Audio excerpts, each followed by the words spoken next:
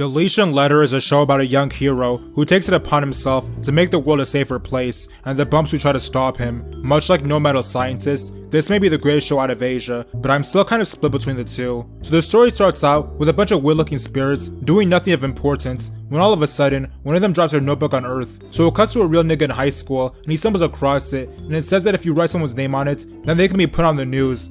At first he thinks it's just a hoax, cause you know, niggas be playing games like that, but just cause he can't let it go, he decides to test it on an op that he sees. He writes the name of a worthless criminal who is gonna die anyway, and what do you know, he gets sent to another dimension. Sometime later, the spirit who dropped the book tells him the rules, and that in the end, he'll be the one to put the main character's name in his own separate book, but until then, the main character is free to catch some bodies. So he goes on a spree to put all the criminal subhumans on his shirts, but he has to keep it a secret or else his plans would be ruined. For some reason, the international community is alarmed by someone doing their job for them, so they enlist the help of an even realer nigga than the main character, and his name is W. It turns out he's also the greatest detective in the world, so he asks all the leaders to let him do his thing, so that he can put a stop to the main character's hard work. So W makes up a scheme to get the main character to reveal where he is, and it works too. So the main character is in his feelings, because he got hoed.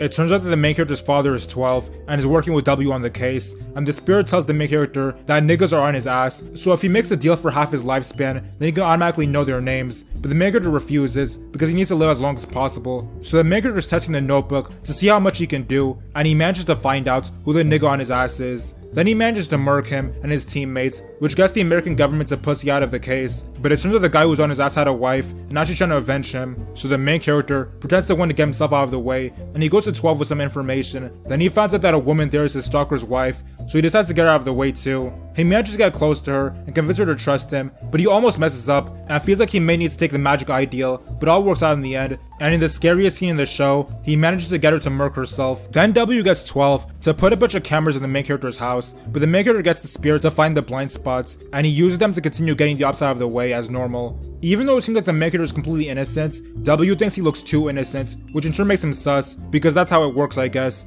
So he enrolls himself in his college and tells him that he's W to make things even more interesting. After a day of getting to know each other, W and the main character decide to work together on finding the main character, but it turns out there's yet another person with a deletion letter who sends a message on tape. This new loser starts murking people in front of a TV station without even knowing their names, so W finds out it's probably not the same person who has been doing it from the beginning. The main character decides to find out who this weirdo is, because they're giving him a bad name, so they set up some way for communication, and it turns out to be some dumb hoe who just wants to meet the main character. So the main character meets up with her, and it turns out she made the ideal, which is why she's been able to put niggas into packs so easily, and she also has a hard on for the main character. The genius main character decides to use her to get W off his ass, but sadly, the spirit that gave the hoe her notebook is a friend-zoned useless simp, and she says she'll get the main character out of the way if he puts the hoe in danger. The hoe ends up getting suspected of being the serial killer, because W is a G like that, and he can find out what's going on.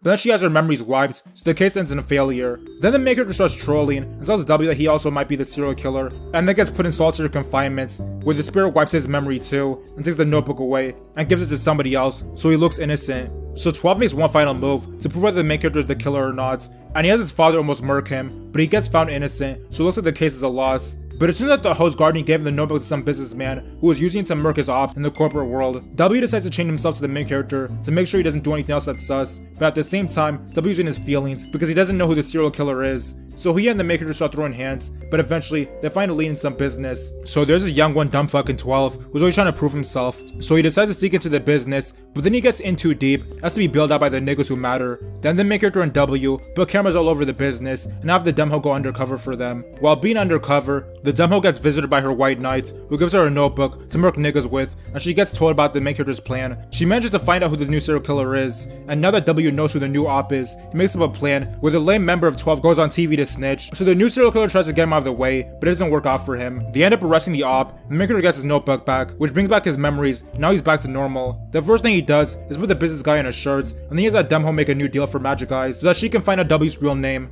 So the hoe has been getting criminals out of the way, and W realizes that she's the one who's doing it, and gets on her ass. But since the dumb, white knight, bitch ass, simp loser op is in her feelings that the hoe might be in danger, she ends up putting W on his shirts, and he was like the realest nigga on the show. So now that main character's on top, and in 5 years, he's meant to make the world a safer place, where people can now exist without having to worry about criminals taking advantage of them. Meanwhile, he's been trying to look for himself with the rest of 12, but there's some adoption agency where 2 young ones are told about what happened to W.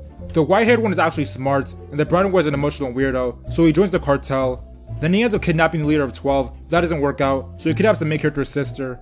The white-haired guy and the main character team up to get the sister back, and the main character ends up getting most of the cartel members out of the way. Then the main character's father is given the deletion letter so that he can stop the brown-haired weirdo, but in the jihad he gets gravely injured, but at least he can move on, thinking his son wasn't an op. And once again, the US doesn't want any smoke, so the brown-haired weirdo and the white-haired guy meet up and share some information. Then the main character bullies the president into snitching on the white-haired guy, and the main character almost gets him out of the way. The white-haired guy manages to escape, and a member of the 12 starts feeling some type of way about the main character, so he thinks he might be the serial killer. He shares information with the white-haired guy, which leads him to think it's the main character too. They put him and the whole back under surveillance, so the main character gives his notebook to the Stan. His Stan is some guy who did the most in school, so he thinks niggas that don't do as much as him should get put in a blunt. With his new powers, the Stan continues on the main character's good work and makes the main character's old classmate the new spokesperson for the heroic actions. Then the main character tells the classmate that he's the serial killer and brings her up to speed. So the classmate becomes yet another serial killer to throw off all the niggas on the main character's ass, but then she starts beefing with the dumb hoe, which puts our main character in jeopardy. The white-haired guy sends some guy to check on the Stan, and he confirms that he is indeed a serial killer. So a member of 12 is still on the main character's ass to see if he's sending messages to his classmate, and the main character has to say he loves her in order to keep her in place. Also, the white-haired guy's niggas abduct the dumb hoe, and another member of the crew steals the Stan's notebook. Somehow, the brown-haired weirdo ends up kidnapping the classmate, so she puts him on the news, but then the main character is forced to get out of the way because she's become a liability. Eventually, the white-haired guy calls for a meeting between 12 and his group to prove once and for all the main character is an op. So they meet up in the cuts, and he tells them that he took the Stan's notebook, so now you can tell if the main character was murking niggas. But the main character is feeling himself because the notebook that the white-haired guy's niggas took was fake. So the Stan pulls up and starts writing names left and right, and it looks like the main character can finally work in peace. But sadly, it turns out the notebook the white-haired guy has is the real one, because the Stan messed up, so now the main character is exposed. He starts to cause some pleas, and the dumbass in 12 starts spraying him. Also, the Stan turns himself into a pack. The main character ends up leaving the building, even though a bunch of shells just got dumped on him, and he starts limping, until eventually he falls down, and the spirit that gave him his notebook puts him in a shirt. Now that the heroic main character is gone, it looks like the world is going back to its previous state of lameness, and the white-haired guy really thinks he did something good. As you can tell, the show is very lit. I will admit though, it low-key almost fell off after they did W dirty, but thankfully, they were able to rebound. It's a shame that W's work had to be completed by some bum-ass inferior version of him, but oh well. Let me know what other shows you want me to go over, and remember, the main character in the show made the world a better place. Okay guys, make sure that when you subscribe you hit the notification button, because that lets you know whenever I make a new video, and as always, thanks for watching.